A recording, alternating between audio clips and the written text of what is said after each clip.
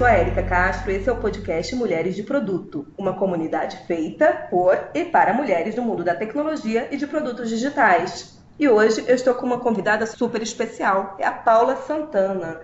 Ela é desenvolvedora Java e entusiasta do Agile. Super bem-vinda, Paula, tudo bem? Tudo! É um prazer participar hoje desse podcast. Ah, que ótimo. A gente também fica super feliz de conhecer essa mulherada que faz a comunidade Mulheres de Produtos tão bacana. Então, para a gente começar, quem é a Paula Santana? Bom, a Paula é uma mulher de 27 anos, baixinha, com uma voz um pouco fininha, meio marrenta às vezes, tentando trabalhar em uma personalidade. Sou do litoral de São Paulo, trabalho em São Paulo. Eu sou desenvolvedora back-end, especificamente na linguagem Java há 5 anos. Sou casada, sou uma pessoa bem família, sou entusiasta em Agile. Eu, na verdade, tomei essa filosofia para mim há 2 anos atrás, que eu comecei a investir pesado aí nesses estudos, porque eu, como desenvolvedora, eu via o quanto eu usava isso no meu dia a dia, o quanto era importante eu saber de produto, não só de código. É uma cultura, né? Eu fiz do Agile uma filosofia não só de trabalho, mas de vida. E eu conheci você através de um texto seu que você publicou na comunidade Mulheres de Produto e que eu fiquei bem sensibilizada, né? Que é o texto Querer, Poder e Conseguir, mas será?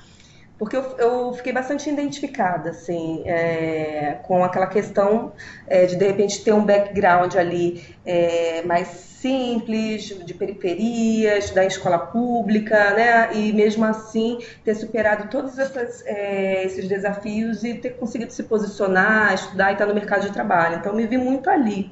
E você sabe que durante muito tempo eu fiz aquela pergunta que você colocou, que é, poxa, mas se eu conseguir, outras pessoas conseguem, por que não, né? Vou te dizer que não tem muito tempo em que eu comecei a olhar para isso e falar, cara, mas isso não é uma realidade. Então, quando a gente fala de algumas questões de política, de equidade, hoje eu vejo assim, como isso faz sentido, né? Que não é mimimi. Você pode contar um pouquinho sobre as ideias desse texto e o que te motivou a escrevê-lo? Eu comecei a escrever vários textos esse ano, tá? Não tantos quanto eu gostaria, exatamente por falta de tempo, mas como eu já tinha falado no começo, eu estou num processo de reconstrução, de evolução, né? E aí uma amiga minha me falou, Paula, que bacana, você tem às vezes sentimentos não muito bacanas, não muito legais, e por que você não transforma isso em algo positivo? Porque o seu raciocínio, ele é coerente, apesar de você ter muito sentimento em relação àquelas situações, porque eu ficava meio indignada com algumas coisas e não sabia como lidar com isso. E ela me sugeriu a começar a escrever, ou seja, botar o sentimento para fora, né?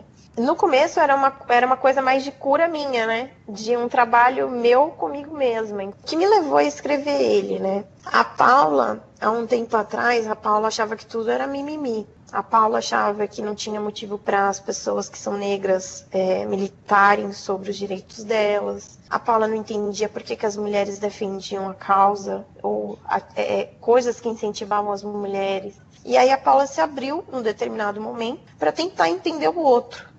E foi bacana porque desde então eu só venho lendo e tentando entender, desde história até o nosso cenário socioeconômico, tá? Eu não sou a expert em política, o que eu estou tentando é só melhorar mesmo quanto ser humano. E uma coisa que sempre pegou em mim foi a questão dos privilégios, né? Porque o que eu ouvia muito, e eu achava mesmo isso até uma certa idade, que bastava eu querer. Bastava eu querer e eu ia conseguir, né? E aí eu lembro que eu era adolescente e eu achava que aquilo...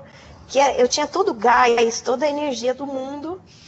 E isso até me dói ainda, é uma coisa que eu estou trabalhando. Que a primeira coisa que eu quis fazer, o meu sonho era fazer uma faculdade pública, né? Eu achava demais, e assim, não porque alguém tivesse me orientado. Eu nem sei de onde eu tirei isso, mas eu achei que eu pudesse fazer uma faculdade pública. E aí vem a realidade, né? De N fatores que te jogam na sua cara ali. Você não pode, você não vai conseguir, por mais que você tente. Existem N fatores que vão te bloquear de realizar o seu sonho. Foi um acúmulo de coisas que, assim, num determinado momento, o isqueiro que acendeu a bomba para aquele texto foi o fato de que eu queria mais mulheres palestrando e eu escutei coisas do tipo, bom, se o que importa aqui é o nível técnico. E se tiver no nível técnico que a gente precisa, a gente escolhe. E aí eu te pergunto, a gente não quer igualdade, sabe? Eu acho que lutar por igualdade é diferente no nosso cenário de mulheres na tecnologia. A gente está lutando por uma equidade nesse momento, porque a gente, por N questões sociais e econômicas, e que a gente não... Eu acho que a informação está aí na internet para as pessoas pesquisarem, estudarem, elas vão entender, se elas quiserem realmente, que a mulher está muito atrás da largada da vida das pessoas. Eu não estou falando só de mulher, eu estou falando de pessoas, negros, de LGBTs, que às vezes são menosprezados. Assim, não é mimimi, não é... As estatísticas estão aí, faz uma pesquisa no Google, entender. E só quem vive isso, só quem passa isso no dia a dia, entende. Então, eu não estou excluindo homens, tá? Quando as pessoas dizem para mim... Paula, basta você estudar que você consegue, né? Basta você querer. Eu sou um programador de sucesso, eu batalhei para estar aqui e tudo mais, e aí eu falo assim, tudo bem, né? Então vamos pensar aqui que você e a sua mulher são programadores, né? São pessoas que podem evoluir tecnicamente, vocês têm um filho. Me diz, o que tu faz quando tu sai do serviço? E me fala o que a sua mulher faz quando ela sai do serviço. Gente, vai ser raras vezes que uma mulher vai falar assim, minha mulher, eu tô cuidando da casa, eu vou cozinhar, vou passar no mercado, enquanto a minha esposa está estudando, porque a prioridade é que ela vire uma engenheira de software. Não, isso não acontece. Paula, mas isso é só questão de ter foco, é questão de ter planejamento, é questão de ter disciplina. Tá, então é só questão disso. Me fala para mim, das mulheres que você conhece, que são referências e são sucesso, me fala para mim as que não são solteiras, as que têm marido, as que têm filho... e que tem família ali, algum ente, alguma pessoa, alguma responsabilidade, que eu falo que não seja consigo próprio. E entende, Érica, que o meu intuito com aquele texto não foi diminuir quem conseguiu as coisas por mérito próprio, porque isso não é uma competição, é uma questão das pessoas pensarem um pouco em como elas vão ser empáticas com o próximo. Não, porque eu escutei... Sim. Pode falar. Não, eu tive essa percepção mesmo, porque como eu te falei, assim, vários daquele background ali, eu me identifiquei porque eu vivi isso e eu também tive esse questionamento. E muito recentemente que eu comecei a ampliar meu olhar para dizer assim, não, isso realmente nem todo mundo vai conseguir e talvez, e não é porque não queiram ou não se esforcem, né? Porque realmente você tem um conjunto ali de variáveis que pode realmente não favorecer essa pessoa. Então, acho que essa discussão, ela é muito importante, assim, para mim é uma discussão relativamente nova, mas que cada vez mais eu estou tentando olhar para isso, aprender sobre isso e observar no meu dia a dia como é que eu me posiciono em relação a essas questões, quando eu identifico que pequenas contribuições ou intervenções eu posso fazer para sensibilizar de alguma coisa. Então, por isso, quando eu vi esse seu texto, eu falei assim, eu acho que é um texto que vale a gente comentar a respeito, né? Porque é algo que se a gente mesmo que estava nessa condição pensava assim, e a gente conseguiu amadurecer e evoluir, né? Então, que outras pessoas também consigam fazer isso. Mas realmente, eu ouvi uma vez uma palavra que era muito boa, que dizia que o privilégio ele é cego. Porque uma vez que você tem, você não consegue saber que aquilo ali é uma diferença. Então é muito difícil das pessoas perceberem que são privilegiadas, né? Eu tendo o objetivo de que algumas pessoas que de repente não compreendiam porque que um amigo do lado era um pouco mais lento, e elas passaram a compreender, eu já ganhei aí eu já consegui algo com esse texto, entendeu? Sem dúvida. E isso foi uma coisa que eu escutei muito, assim, sabe? E eu sei que eu vou escutar muito mais. Porque foi o que você falou, às vezes a pessoa que tem privilégio, eu reconheço que meu privilégio é ser branca. Porque eu tenho um rosto que, apesar de vir de uma favela, numa entrevista, ninguém diz que eu sou de favela. Ninguém diz que eu vim de uma origem humilde, né? Então, mas será que todo mundo tem esses privilégios? Assim, será que às vezes... Porque a gente não tem, é inevitável, Érica. Se você estiver num ponto de ônibus e aparecer uma pessoa, um cara de capuz negro, você vai ficar... Porque são estereótipos da sociedade que a gente tem. Então, assim, às vezes a pessoa, ela tá sendo julgada por uma coisa que ela nem tem controle. A gente entender isso, sabe? Uma mulher, a gente está num grupo de mulheres, e você entender que dentro desse grupo de mulheres ainda vai ter mulheres que você está lutando por uma causa. Sim. Mas mesmo assim tem gente lá que está lutando por coisas básicas que você já tem, já é algo, entendeu? Então, isso é uma coisa que a gente tem que discutir cada vez mais. A primeira questão para a gente conseguir uma mudança é você ter consciência sobre a necessidade dessa mudança. Então, por isso que essas conversas, elas realmente são importantes, né? Sim. Você não vai conseguir mudar sem antes você ter essa consciência de que a mudança ela é necessária. Mas muito bom. Gente, acho que daria para falar aqui muito tempo, né, sobre isso. Sobre privilégio, sim. Só sobre porque isso. É muito necessário para o mundo, não só da tecnologia, para o mundo como um todo. E você sabe, assim, que mesmo dentro dessa minha ignorância em relação ao assunto, né, eu sempre, quando eu escuto alguma coisa em relação a ser mimimi, eu pergunto, eu digo, puxa, mas aqui no Brasil, tem quanto tempo que a mulher adquiriu o direito ao voto? Aí as pessoas param e falam, então, quer dizer, como é que essas questões estão tão enraizadas e que a gente reproduz sem nem perceber, elas estão aí. Então é muito recente, então a gente precisa realmente fazer um movimento que possa apoiar essa mudança, né? Até que as coisas possam se ajustar. Sim. E a gente conseguir essa equidade. Muito bom. Isso mesmo. Bem, e agora retomando um pouquinho em relação à questão profissional, como foi esse seu movimento de carreira que te levou para o mundo da tecnologia? Foi algo que você desde o início sabia o que você queria? Como foi? Eu nunca imaginei trabalhar com informática. Eu entrei no técnico, na ITEC, que é uma escola técnica que tem no estado de São Paulo, porque não tinha curso de administração. Porque você vê como faz diferença a gente ter pessoas que nos induzam a ser algo, né? Porque o sucesso para mim, quando eu era criança, era olhar as mulheres que trabalhavam no banco. Isso era referência de sucesso para mim. Minha mãe era manicure na época, e ela fazia unha de muitas mulheres que trabalhavam em banco. E eu achava isso demais. Eu achava assim, nossa, eu quero ser que nem essa mulher aí quando eu crescer. E eu lembro que o meu sonho era fazer técnico em administração, faculdade de administração. E aí, por acaso, não teve ADM nesse semestre que eu fui fazer a prova. E tinha de informática. Eu pensei, bom, informática serve para qualquer coisa, né? Então eu vou fazer esse cursinho aí de informática. Só que imagine, eu não sabia nem ligar um computador. Isso foi em 2007. Eu não sabia ligar um computador.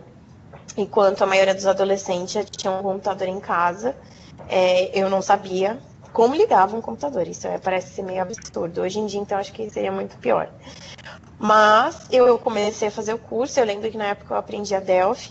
E eu achei aquilo demais. E eu ia muito bem nas provas de lógica, nas matérias de programação. Era Delphi e Java, SE. E eu apanhava nas matérias simples, tipo Word, PowerPoint. Porque eu não tinha computador, então eu não sabia usar esses programas, né? Mas a professora via que eu era tão boa em programação que ela me incentivou. Falou assim, por que você não começa... Você vai se formar aqui com 17 anos, você está precisando de dinheiro. Por que você não vai dar aula? Você é muito boa nisso. Tenta... E aí vem o baque que eu te falei. Eu tentei fazer FATEC, passei no período da tarde, tive que trabalhar, né? Então, não tinha opção. O emprego surgiu, você tem que aceitar. Você não pode fazer a faculdade porque não é a sua prioridade. E aí eu lembro que nessa mesma época eu comecei a dar aula numa franquia de escolas, que era a Microcamp. E um certo dia eu fui dar aula para eu trabalhava no litoral, em Santos, que é uma área portuária. Um aluno meu me falou assim, pô, por que você não tenta a área portuária? Você ia se dar muito bem, você gosta de tecnologia e eles estão inovando e tudo mais. E eu falei, bom, então eu vou tentar fazer a faculdade na área de logística. E fiz, me formei, tentei para a Uni e tudo mais, passei pelo ProUni e consegui fazer a faculdade de gestão em logística, que basicamente é o que eu aprendi, se você olhar a minha grade lá da faculdade. É um MBA de gestão de projetos. Acabou que, por percalços da vida, eu fui trabalhar com a área de gestão. Eu fui líder de equipe na área logística, fiquei 1 ano. E não aguentei a pressão ali, porque era um ritmo muito intenso. Na época, o porto estava estourando, assim, exportação, importação. Eu acabei indo para uma software house, como suporte. Só que eu amava ver os programadores, porque era o meu sonho de anos atrás trabalhar nessa área, né? Acabou que teve uma chance, o gestor me chamou um dia, eu lembro que eu estava de férias, e ele falou assim, pô, vem aqui que eu quero conversar com você. Pô, me falaram que você tem interesse, eu vi que você já deu aula, que você conhece PHP, ASP e tal. Bom, a gente trabalha com Java Web aqui, né? A gente vai fazer o seguinte, vamos colocar você numa equipe e se tudo der certo, a gente te torna uma programadora júnior. Entrei para uma equipe, eu lembro do meu primeiro dia, assim como se fosse hoje, do meu líder, né, da equipe, desenhando para mim o que era arquitetura MVC.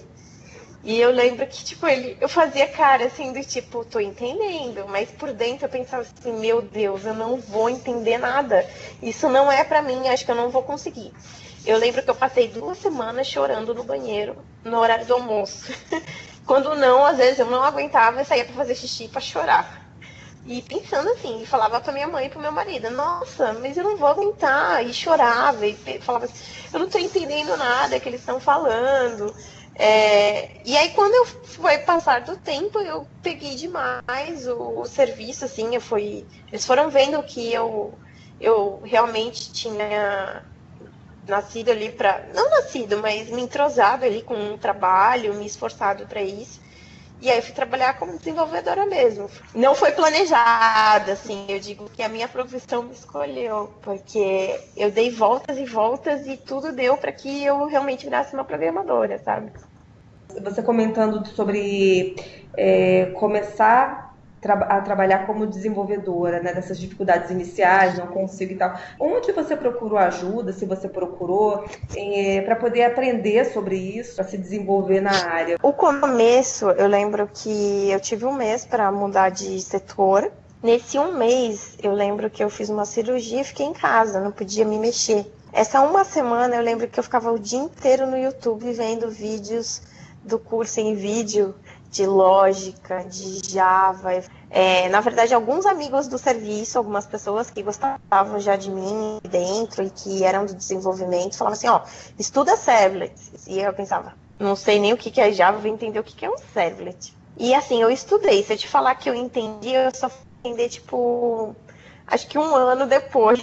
Então, assim, eu falo que é como se fosse alguém tivesse jogado uma fichinha em você, sabe? Aí cai do nada aquela ficha e tudo passa a fazer sentido. Eu lembro que eu baixei uma apostila que todo mundo falava muito bem, da Kaelon e tudo mais. E aí a pessoa falou, ó, tem umas apostilas de graça lá da Kaelon que você consegue baixar e estudar. E aí eu comecei a baixar as apostilas Java Web, Java orientado a objetos e comecei a estudar com base na apostila. Eu lembro que eu instalei o Eclipse e fui fazendo todos os exercícios que tinha lá. E eu tive uma equipe que, assim, isso eu não tenho o que falar. Assim, a minha equipe que eu comecei a trabalhar, eu digo que eu vou ser eternamente grata por aquelas pessoas terem me ajudado. Tem um amigo meu que está até hoje na Venue Code, e o japonês, ele é demais, assim, ele me ajudou demais, assim. E eu achava engraçado que ele me explicava e eu falava assim, aí ele, você entendeu? Aí eu falava assim, não entendi. Aí ele tentava mudar a didática dele para me explicar, sabe? Eu acho que isso é a melhor forma que tem e eu tento ser esse programador que ele foi para mim. E a gente precisa de pessoas assim, sabe? A gente precisa de mais pessoas, de equipes assim.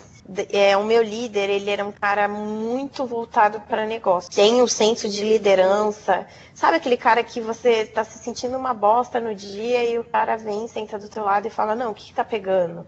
Não, mas cara, isso é simples. E aí o cara vê que você não tá entendendo nada e ele dá um tempo para você, aí ele vem e explica de novo. Ele chama uma outra pessoa para te auxiliar. Então ele provê um ambiente, um ecossistema para que você se sinta segura para fazer aquilo. E se eu me tornei uma programadora, foi muito graças a ela, porque no momento que você está começando, se você já dá logo de cara com pessoas escrotas, você desiste. Então, assim, empatia, eu acho que isso foi um começo, não só foi os meus estudos, foi ter pessoas que estavam ali já na área, que tinham experiência e que me ajudaram naquele momento inicial. E mesclar a prática com a teoria. Porque se eu não estivesse praticando o que eu estava estudando naquele momento, não ia adiantar. E aí entra a cereja do bolo que eu falo, né? Precisava daquilo. Não tinha opção de errar. É uma motivação em tanto. Então, assim, para quem tem filho, para quem, assim, eu tô desempregado, eu tenho esse estágio, eu não posso desistir desse estágio, eu não posso errar. E na maioria das vezes, você ter essa cereja do bolo faz você conquistar as coisas, sabe? Paula, e que dicas você daria para alguém que queira trabalhar como desenvolvedora, né? Por onde ela começa? Sobre ser programador, né? O programador, ele busca soluções. Então, se você é uma pessoa que você fica incomodada quando você vê algum problema e você quer resolver ele, já fica atenta a isso, porque é isso que um programador faz, né? Ele vai resolver problema. Ele é pago para resolver problema. Não importa qual é a linguagem, qual é a tecnologia, não. Você é pago para resolver um problema. Você tem que procurar soluções. Então, isso é uma característica que o mercado hoje dá bem enfoque, assim, até porque hoje, dentro do Brasil, é difícil a gente ter características de programadores especialistas, coisa que fora do país, eles preferem especialistas. O que é um especialista? Eu sou programador Java, então você é muito bom em Java. Aqui no Brasil, não. Aqui a gente tem que saber um pouquinho de React, de Front, de CSS, JavaScript. Aí você aprende um pouquinho de operacional, de ser um pouco DevOps. Aí você tem que saber um pouco muito bom de banco. Então, assim, a gente tem que ser meio que malabarista. Isso é um perfil que a gente tem hoje nas empresas brasileiras. Você tem um problema e o que você vai fazer para resolver ele, como pode variar. Mas você é a pessoa que está apta para isso. Legal, vamos saber. E eu acho que o desenvolvedor ele precisa ser curioso, sabe? Ele tem que ser aquela pessoa que nunca... Como hoje as tecnologias mudam muito rápido, tudo está muito rápido.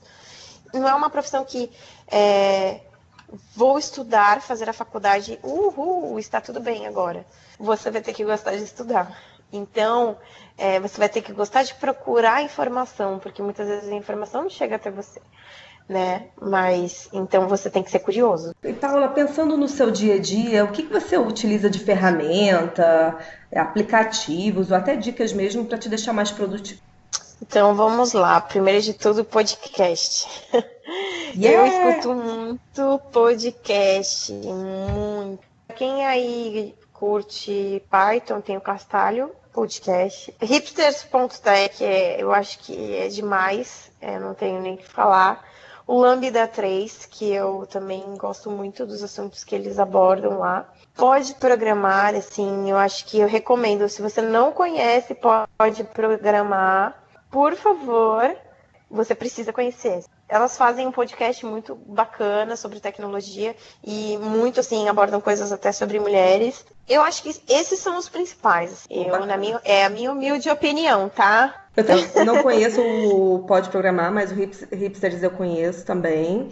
E eles, inclusive, tem um outro que eu até gosto mais, porque como eu não sou da área de desenvolvimento, né, sou mais da área de produtos, que é o Like a Boss, que eles convidam CEOs e entrevistam, eu acho que é muito, muito legal. com essa visão mais de Nossa, negócio. demais. É mó barato. E onde é que você busca inspiração para novas ideias, assim? Você tem pessoas que você segue, está sempre olhando ali o feed, vendo o que é que elas compartilham? Por mim, eu acho que todo dia eu queria entro numa comunidade, ver algo novo. É uma maneira de você se atualizar e seguir as pessoas que são referência na sua área. Então, por exemplo, eu sou da área de Java. Eu sou seguidora fiel ali da galera do Sou Java, entendeu? Porque eu sei que são pessoas que estão ali atualizadas com o que tem de novo. Entendeu? O Otávio não tem nem palavras para descrever ele. Ele compartilhou alguma coisa, eu sei que aquilo é bom, ele não vai compartilhar algo à toa. Siga as pessoas, Annelise. Annelise, para mim, é uma pessoa que é referência em Agile. Porque há 2 anos atrás, quando eu seguia ela, assim, ela já publicava coisas que eram muito, muito, muito, muito avançado para aquele ano, sabe? Eu tento ver quais são as referências daquela pessoa. Isso é muito bacana, assim, para quem está começando, diferenciar quem quer se promover de quem realmente gera um conteúdo bom. Use as redes sociais a seu favor. Que eu sigo empresas que geram conteúdo bacana. A Deadzone é um site de publicações, né? A Infoki é um outro site assim que tudo que tem de novo na nossa área de programação e tecnologia está ali. Usem o Medium. O Medium hoje ele é um provedor de conteúdo sensacional. Tem textos, assim, coisas... Eu sigo a Netflix. Eles têm um blog só de tecnologias novas. Eu sigo o Medium de comunidades, principalmente da minha área, que vão prover conteúdo que talvez para mim vai ajudar. Isso é uma maneira que eu uso para me atualizar, tá? Eu sigo ali, entrei no Alura e eu não estou fazendo spoiler, eu não sei paga para fazer essa propaganda, tá, gente? É que para mim funcionou. Eu sou uma pessoa que eu sigo bastante a Loiane Groner, Fabiane Nardon. São mulheres que são referências na minha área, né? E até que não é da minha área de Java, por exemplo, eu tenho que saber banco de dados. E eu sigo quem? Dani Monteiro. E ela posta coisas semanalmente. O Guanabara é um cara que tem uma didática excelente. A Loiane também, que tem os vídeos. Recentemente eu achei um canal bem bacana de uma menina super novinha que faz vídeos de Spring, que é um framework em Java. Então tem muito conteúdo gratuito legal, sabe? Bacana, estamos chegando ao fim, Paula, mas eu queria saber o seguinte, como é que as pessoas podem te achar para continuar essa conversa fora daqui, né? E sobre que assunto você gostaria de conversar? Elas podem me achar no LinkedIn e na comunidade que eu atuo de Java. Então, eu posso agora eu vou fazer um javazinho. Por favor. Por eu precisar, isso partiu assim de uma necessidade minha e de todas que estão ali na organização, que a gente precisar evoluir tecnicamente, né? E assim, sozinha às vezes é muito mais difícil. Em grupo você consegue performar e evoluir tecnicamente bem mais rápido. Então, a nossa comunidade de mulheres para Java, né, de mulheres que atuam nesse mercado de Java, se chama Dev Java Girls. A gente tem grupo no Facebook, a gente tem Slack. Ou vocês podem procurar como Paula Santana. E assim, parabéns por esse projeto de vocês, essa iniciativa. Mulheres de Produto é uma coisa assim sensacional, só tem mulher fera ali. Eu sou louca para ir nos encontros em São Paulo. E, nossa, muito obrigada pelo convite. Eu realmente estou muito feliz de poder ter contribuído aí um pouquinho. Com certeza, adorei. Acho que todo mundo vai curtir muito, que é uma história muito legal e eu acho que você contribuiu muito com as suas dicas, com a sua história, com as referências que você trouxe. Então, baita episódio, muito bom. Obrigada mesmo. É isso aí, chegamos ao fim do 3º episódio do podcast Mulheres de Produto. Caso você se identifique com mulher, pode fazer parte dessa comunidade que cresce muito. É só entrar no Slack, bit.ly/Mulheres de Produto Brasil. É isso aí, até o próximo episódio.